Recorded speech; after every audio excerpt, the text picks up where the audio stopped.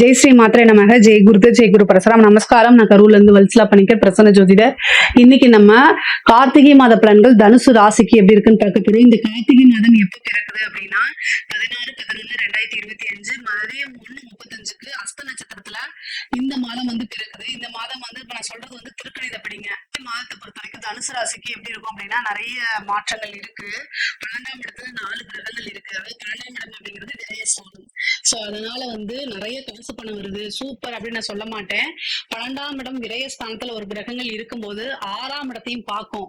So அதனால ஒவ்வொரு விஷயமும் ஒவ்வொரு செகண்டும் யோசிச்சு நிறுத்தி நிதானமா இருக்கணும். பொதுவாவே பாத்தீங்கன்னா தனுசு ராசிக்கு சில காலங்கள் கொஞ்சம் போன மாசமும் சரிவரா இருந்திருக்காது. இருந்தாலும் இந்த மாசமும் நிறுத்தி நிதானத்தை கடைபிடிக்கணும். 12ஆம் இடத்துல கிரகங்கள் இருக்கு. செவ்வாய் ஆட்சி பெற்றிருக்காரு. அவரு உங்களுக்கு பஞ்சமாதிபதி. ஆனா செவ்வாயினால பெரிய லெவல்ல பிரச்சனை வராது. ஆனா சுக்கிரன் 6 குடைவர். அவரு 6ஆம் இடத்தை பார்த்து 12ஆம் இடத்துல வராரு. விரய ஸ்தானாதிபதி வராரு. கடன் ரீதியா நிறைய நெருக்குதல்களை உண்டு பண்ணும். இந்த மாதம் உங்களுக்கு யாருக்காவது கடன் இருந்தா சொல்லுங்க, நான் அந்த பரிகாரம் சொல்றேன். கடன் ரீதியா நிறைய பிரச்சனைகளை எதிர்கொள்ற மாதிரி வரும். ஒரே ஒரு விஷயங்க, தனுசு ராசிக்காரங்களுக்கு ஏன் எப்பவுமே அதிகமா பிரச்சனை வந்துட்டே இருக்கு அப்படின்னா, இந்த தனுசு ராசிக்காரங்க எப்பவுமே எல்லாத்தையும் சமாளிக்கக்கூடிய திறமையான ஆட்கள். சோ அதனால கடவுளா பார்த்து ஒரு பிரச்சனை முடியறதுக்குள்ள அடுத்ததை கொண்டு திணிச்சிடறாரா என்னன்னு தெரியல. நான் உங்களை கஷ்டப்படுத்துறதுக்கு சொல்லல. பட் ஆனா ஒரே ஒரு விஷயம், இதுல இருந்து நீங்க வெளியில வரணும்னா தெய்வ வழிபாடு பண்ணுங்க. உங்களுக்கு இஷ்ட தெய்வ வழிபாடு பண்ணிக்கோங்க. உங்களுடைய ராசி அதிபதிக்கு எது அதாவது அதிர்ஷ்டமான கடவுளோ அதாவது உங்க ஜாதகத்துல இருக்கும் இல்லையா 9ஆம் அதிபதி, அதை நினைச்சு அந்த தெய்வத்தை கும்பிடுங்க. இது பண்ணும்போது என்னன்னா நமக்கு அந்த சங்கடங்களை மேற்கொள்ளும் போது உங்களுக்கு ஈஸியா போயிடும். மத்த ராசிகளா இல்லாம, ஏன் தனுசு ராசிக்கு இவ்வளவு தூரம் நான் சொல்றேன் அப்படின்னா, ஏதாவது சனி உங்களுடைய ராசியை பாக்குறாரு. இப்பதான் இந்த 7.5 சனி முடிச்ச மாதிரி இருக்கும். ஆனா அதுக்குள்ளேயே 4ஆம் இடத்துல, உங்க ராசிக்கு 4ஆம் இடத்துல அர்த்தாஷ்டமத்து சனி இருக்கு. சனி எப்பெல்லாம் சந்திரனை பாக்குதோ அப்ப எல்லாமே பிரச்சனைகள் தான் மேற்கொள்ளணும். அதாவது நமக்கு வர வேண்டிய பணம் வராம போயிடும். அதே மாதிரி நமக்கு கொடுக்க வேண்டிய பணத்தை பிச்சு எடுப்பாங்க. அது மாதிரி பிரச்சனைகள் ஒரு பக்கம் கிடையாது, 4 பக்கமும் வரும்.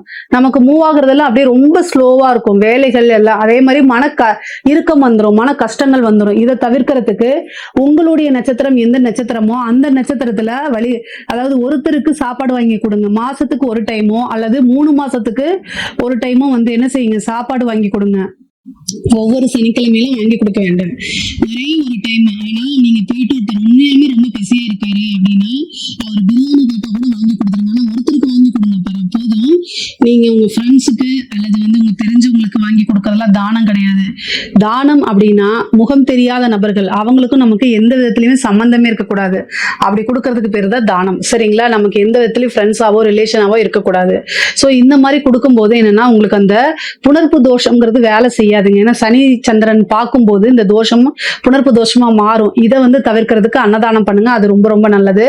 முக்கியமா 12ஆம் இடத்துல நிறைய கிரகங்கள் இருக்கனால கடன் ரீதியா இருக்கக்கூடிய பிரச்சனைகள், அதே மாதிரி தொழில பாத்தீங்கன்னா நீங்க நல்லா கவனிக்கல அப்படின்னா விரயமாகிறதுக்கு இந்த மாதிரி அமைப்புகள் இருக்கு. அதனால கவனமாக இருக்கணும். ஒவ்வொரு முடிவு எடுக்கும் போது ரொம்ப ரொம்ப கவனமாக இருக்கணும். மன குழப்பங்கள் வருதா அப்படின்னா பொறுமை காத்து மெடிடேஷன் பண்ணுங்க. உங்களுடைய நலமிருமை கிட்ட கேட்டு ஆலோசனை பண்ணிட்டு அதுக்கப்புறம் அவங்க ஆலோசனைப்படி நீங்க நடக்கணும்னு அவசியம் இல்லை. உங்களுடைய மனசுக்கு எது தப்பு அப்படின்னு அவங்க கிட்ட ஆலோசனை கேட்டதுக்கு அப்புறம் உங்களுக்கு தோணும். அந்த முடிவை எடுத்து நீங்க என்ன செய்யுங்க, இம்ப்ளிமெண்ட் பண்ணிக்கோங்க. பொதுவாகவே 12ஆம் இடத்துல கிரகங்கள் இருக்கிறது விரயம் மட்டும் கிடையாது, இன்வெஸ்ட்மெண்ட்டும் கூட. சரி, இந்த டைம்ல நான் பிசினஸ் ஸ்டார்ட் பண்ணலாமா அப்படின்னா உங்களுடைய சுய ஜாதகத்துல தொழில் ஸ்தானம் எப்படி இருக்குன்னு பார்த்துட்டு ஸ்டார்ட் பண்ணுங்க. ஆனா இன்வெஸ்ட்மெண்ட் பண்றதுக்கு இது நல்ல டைம் தான். 12ஆம் இடத்துல கிரகங்கள் இருக்கனால ஏதாவது ஒரு விரயம் ஏற்படும். ஆனா அதை நீங்க சுப விரயமா மாத்திக்கலாம். அதே மாதிரி பூர்வீக ஸ்தானத்துல இருக்கக்கூடிய சொத்துக்கள் இருந்த பிரச்சனைகள்லாம் நீங்க போது. இவ்வளவு நாளா இந்த தொழில் மந்த நிலையில இருந்திருக்கும். இப்ப தொழில் கொஞ்சம் கொஞ்சமா இம்ப்ரூவ் ஆகிறதுக்கு உண்டான அமைப்புகளும் வருது. கொஞ்சம் நீங்க கூடுதலான பலன்களை போட்டு முயற்சி பண்ணீங்கன்னா பண்ண முடியும். அதே மாதிரி தொழில் ரீதியா நீங்க என்னன்னா வெளிநாடு வெளிமாநிலம் செல்லக்கூடிய அமைப்புகள் இருக்கு. அலைச்சல் செம அலைச்சலா இருக்கும். ஐயோ அப்படின்னு உங்களால முடியவே முடியாது, அந்த மாதிரி அலைச்சலா இருக்கும். ஆனா கவனமாக இருந்துக்கணும். நிறைய காசு பணம் வருது அப்படின்னா அதை எல்லாமே ப்ராப்பரான இன்வெஸ்ட்மெண்ட்டா நீங்க மாத்தணும். முக்கியமா வண்டி வாகனங்களை ஓட்டும்போது ரொம்ப கவனமாக இருக்கணும். அதே மாதிரி உத்தியோகத்துல இருக்கவங்களுக்கு இது சூப்பரான டைம். தொழில் ரீதியா தான் கொஞ்சம் இது, ஆனா உத்தியோகத்துல இருக்கவங்களுக்கு நிறைய நன்மைகள் இருக்கு. 12ல இருந்து நிறைய கிரகங்கள் 6 பாக்குது. அப்ப வந்து என்னன்னா 6ஆம் இடம்ங்கிறது உத்தியோகஸ்தானம். நீங்க இவ்வளவு நாளா பண்ணிட்டு இருந்த சர்வீஸ் பிடிச்சு அதுக்கப்புறம் ப்ரொமோஷன் உங்களுக்கு கிடைக்கலாம், அல்லது உங்களுடைய பாஸே உங்களை பாராட்டி ஒரு ஹெட் ஆஃபீஸ்க்கு ப்ரொமோட் பண்றது, அதே மாதிரி சேலரி இன்க்ரிமெண்ட் பண்ணி கொடுக்கறது, கொஞ்சம் சம் ஆஃப் அவங்களுடைய நம்பிக்கையை சம்பாதிக்கிறது, ஒரு நல்ல பிளேஸ்ல உட்கார்றது, இந்த மாதிரி விஷயங்கள் உங்களுக்கு தொழில் ரீதியாகவும் சரி உத்தியோக ரீதியாகவும் சரி. ஆனா அலைச்சல்கள் உறுதி, ஒர்க் பர்டன் நிறைய இருக்கும். இதுக்கு எல்லாமே வந்து நீங்க தயங்கக்கூடாது, இதெல்லாம் செய்யுங்க. அதுக்கு உண்டான பலாபலன்கள் கட்டாயம் உறுதியாக உங்களுக்கு வந்துருங்க.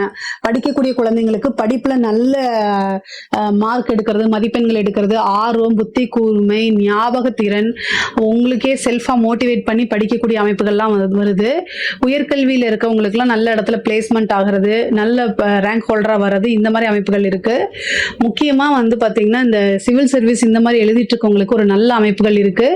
முயற்சியை எப்பவுமே கைவிடாதீங்க. ஒரு நல்ல அமைப்பு, ஒரு அதிர்ஷ்டமோ தேடி வரதுக்கு உண்டான அமைப்புகள் இருக்கு. அதே மாதிரி பெண்களை பொறுத்த வரைக்கும், தனுசு ராசியில் இருக்கக்கூடிய பெண்களை பொறுத்த வரைக்கும் கணவன் மனைவியிடையே சிறு சிறு வாக்குவாதங்கள், சண்டைகள் இதெல்லாம் வரும். அலட்சியமான பேச்சுக்களை தவிர்க்கிறது நல்லது.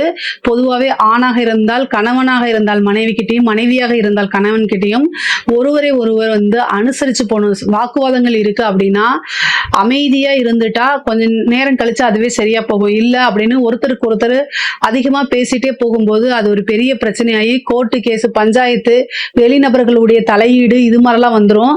பொதுவாகவே ஒரு குடும்பம் அல்லது கணவன் மனைவியாக நீங்க இருக்கும்போது வெளிநபர்களுடைய தலையீடுகள் இருந்தா அந்த லைஃப் வந்து நல்லாவே இருக்காது, அது வேற மாதிரி போயிடும். ஸோ அதனால உங்களுக்கு நேரங்காலம் சரியில்லை அப்படின்னா நம்மளுடைய பிரச்சனைகளை நம்பிக்கைக்குரியவர்கள் அப்படின்னு சொல்லக்கூடியவங்க யாரு அப்படின்னா உங்களுடைய அப்பா அம்மா, அதை தாண்டி சகோதரனோ அல்லது சகோதரியோ தான். இவங்களை தாண்டி வேற எங்கேயுமே உங்களோட பிரச்சனை என்னோட ஹஸ்பண்ட் இப்படி இருக்காரு அப்படிங்கிறதெல்லாம் போய் சொல்லிடாதீங்க. அது எப்பவுமே உங்களுக்கு பிரச்சனைகளாத்தான் மாறுமே தவிர ஒருபோதும் நன்மையை கொடுக்காது. பெண்கள் எப்பொழுதுமே இதை கத்துக்கணும். முக்கியமா 12ஆம் இடத்துல கிரகங்கள் இருக்கும்போது வெளிநாடு, வெளிமாநிலம், வெளியூர் பிரயாணங்கள் போது உங்களுடைய லொகேஷனை ஷேர் பண்ணிட்டு போங்க. கல்யாணம் ஆனவங்களா இருந்தா உங்க ஹஸ்பண்டுக்கும், கல்யாணம் ஆகாத பெண்களா இருந்தா உங்களுடைய பேரண்ட்ஸுக்கும் நீங்க எங்க போறீங்கன்னு லொகேஷனை ஷேர் பண்ணிட்டு போங்க. எத்தனை மணிக்கு வருவீங்க அப்படிங்கறதெல்லாம் சொல்லிட்டு போங்க. முக்கியமா சோசியல் மீடியாக்கள்ல வந்து இந்த இன்ஸ்டாகிராம், ஃபேஸ்புக்ஸ் இந்த மாதிரி விஷயங்கள், சாட்டு, இந்த மாதிரி இதுலலாம் வந்து போய் சிக்கிக்காதீங்க. ஒரு மனக்கவலையா இருக்கு, ஒரு ரிலாக்ஸா இருக்கமா, ஒரு 2 ரீல பார்த்தோமா அப்படிங்கிறதோட வந்துடணும். அறிமுகம் இல்லாத நபர்கள் கிட்ட போய் நீங்க சேட் பண்றது, தேவையில்லாத ஆப்ஸை டவுன்லோட் பண்ணி அவங்க கிட்ட சேட் பண்றது, இந்த மாதிரி விஷயங்களை தவிர்க்கிறது ரொம்ப நல்லது. இல்லைன்னா அது உங்களுக்கு படும் பாதகத்துல கொண்டு போய் தள்ளிடும். ஏன்னா உங்களோட ராசிக்கு பாதகாதிபதி புதன், அவர் 12ஆம் இடத்துல வந்துட்டு 6ஆம் இடத்தை பாக்குறாரு. தேவையில்லாத அவமான, அசிங்கங்கள் இதெல்லாம் வந்துடும். அதனால ரொம்ப கவனமா இருக்கணும். தப்பே செய்யலைனாலும் ஏதாவது ஒரு சின்ன விஷயங்கள் நீங்க அதாவது ஒரு கேர்லெஸ்னால தேவையில்லாத அவமானங்களுக்கு ஆளாகிற மாதிரி இருக்கும். அதனால கவனமாக இருங்க. ஹெல்த் ரீதியான பிரச்சனைகளை ரொம்ப ரொம்ப கவனமாக இருக்கணும். வண்டி வாகனங்கள்ல போகும்போது ரொம்ப கவனமாக இருங்க. தனுசு ராசிக்கு 4ஆம் இடத்துல சனி இருக்கு. அதனால வண்டி வாகனங்கள்ல முக்கியமா இரவு வேலையில நீங்க வண்டி ஓட்டும் போது உங்களுக்கு மைண்ட் சரியில்லைன்னா தயவு செய்து நீங்க ஓட்டாதீங்க. பஸ்ல போங்க, கார்ல போங்க, ட்ரெயின்ல போங்க. ஆனா நீங்க செல்ஃப் டிரைவ் பண்ணாதீங்க. ஏன்னா மனசு சரியில்லை அப்படின்னா பாதிக்கப்படுறது நீங்க மட்டும் கிடையாது, ஆப்போசிட்ல வரவங்களும் சேர்ந்து பாதிப்பாங்க. அதனால விட்டுருங்க. இல்ல உங்களுக்கு மனக்குழப்பங்களா இருக்கு அப்படின்னா பிசினஸ் விஷயமா அல்லது ஒரு உத்தியோக விஷயமா நீங்க வந்து போய் தான் ஆகணும், ஒரு ப்ரெஷர்ல இருக்கீங்க, போய் தான் ஆகணும் அப்படின்னா ஆக்டிங் டிரைவரை போட்டுட்டு போங்க. நீங்களா செல்ஃப் டிரைவ் பண்ணாதீங்க. கூடுதலா வந்து பாத்தீங்கன்னா இரவு நேரத்துல நீங்க டிராவல் பண்றதை அவாய்ட் பண்றது ரொம்ப நல்லது.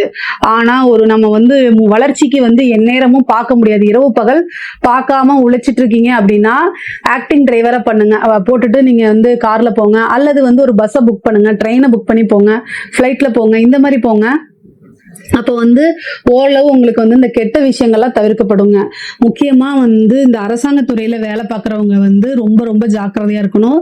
6ஆம் இடத்துல இருக்கனால பனிஷ்மெண்ட் கிடைக்கிறதுக்கு வாய்ப்புகள் இருக்கு. அதனால உயர் அதிகாரிகள் நெருக்குதல்கள் உண்டு பண்றாங்க, இல்ல பிரச்சனைகள குடுக்குறாங்க அப்படின்னா, நீங்க அமைதியா மெடிக்கல் லீவ் போட்டு போறது ரொம்ப நல்லது. இல்ல அப்படின்னா அத கையாளணும் நீங்க. தைரியமா இருந்து ஃபேஸ் பண்ண கத்துக்கங்க. இல்லைன்னா பனிஷ்மெண்ட் ஆவீங்க. அவங்க சொல்றாங்களேன்னு ஒரு விஷயத்த செஞ்சா, உயர் அதிகாரி சொன்னாருன்னு செஞ்சா அவங்க கை கழுவிட்டு உங்களே காமிச்சிட்டு போயிருவாங்க. நீங்க போய் வேலை இழந்துட்டோ அல்லது நீங்க கோர்ட்டு கேஸ்ன்னு அலைஞ்சுகிட்டு இருக்கணும். அதெல்லாம் தேவையில்லாதது. அதனால கூடுதலான கவனம் தேவை. அதே மாதிரி வந்து அரசியல்வாதிகளுக்கு ரொம்ப ரொம்ப நல்லா இருக்கு. 12ஆம் இடம் விரயமா இருந்தாலும் 6ஆம் இடம்ங்கும்போது பொதுமக்களுடைய சப்போர்ட். பொதுவாகவே சனி வந்து உங்களுடைய ராசியை பார்க்கும் போதே வந்து பாத்தீங்கன்னா பொதுமக்களுடைய சப்போர்ட் அளவில்லாம கிடைச்சிரும். திடீர்னு ஒரு நல்ல வாய்ப்புகள், ஒரு பதவிகள் கிடைக்கிறதுக்கு உண்டான அமைப்புகள்லாம் இருக்கு. நல்ல மீடியா ஃப்ரேம் உங்களுக்கு கிடைக்கும். 6ஆம் இடம் அப்படிங்கும்போது அரசியல்வாதிகளுக்கு அது ரொம்ப நல்லது. சர்வீஸ் அப்படிங்கக்கூடிய இடத்த குறிக்கிறதுனால அது வந்து நீங்க போய் பொதுமக்கள் கிட்ட மக்களோட மக்களா நின்று போகக்கூடிய அமைப்புகள், பெரிய லெவல்ல உங்களுக்கு ரீச் கிடைக்கிறது, மீடியா சப்போர்ட் கிடைக்கிறது, கட்சி தலைமையிடம் உங்களை பாராட்டுறது, அங்கீகாரம் கொடுக்கறது, ஒரு பொறுப்பை வகிக்கிறது, இந்த மாதிரி விஷயங்கள்லாம் நல்ல டெவலப் ஆகும் அரசியல்வாதிகளுக்கு. கலைத்துறை சார்ந்தவங்களுக்கு இது ஒரு சூப்பரான டைம் தான். முக்கியமா இந்த கோர்ட்டு கேஸ் பிரச்சனைகள் இருக்கவங்களுக்குலாம் அதுல வந்து வழக்குகள்ல வெற்றி கிடைக்கிறதுக்கு உண்டான அமைப்புகள் இருக்கு. நிறைய பேர் வந்து இந்த கலைத்துறை சம்பந்தப்பட்டவங்களும் இந்த டைமை யூஸ் பண்ணிக்கங்க. காசு பணத்தை குவிக்கக்கூடிய டைம் தான்.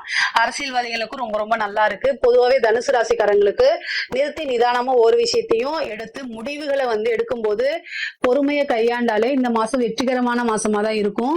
இதுல ஏதாவது சந்தேகங்கள் இருக்கு அப்படின்னா கமெண்ட்ஸ்ல கேளுங்க, கட்டாயம் நான் ஆன்சர் பண்றேன். நம்மளுடைய சேனலை லைக் பண்ணுங்க, ஷேர் பண்ணுங்க, சப்ஸ்கிரைப் பண்ணுங்க. நன்றி, வணக்கம்.